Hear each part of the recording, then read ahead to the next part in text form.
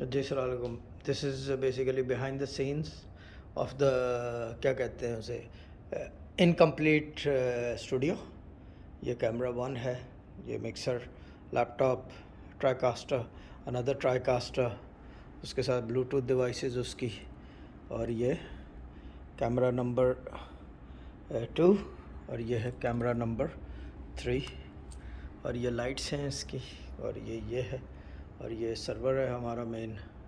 And the thing is that the best part about all of this is I am the only Broad caster of this. میں اکیلا ہی کام کرتا ہوں. یہ باقی میرا سینٹرل ویو ہے یہاں سے، اگر آپ دیکھیں تو یہ اس طرح لکھتا ہے سب کچھ،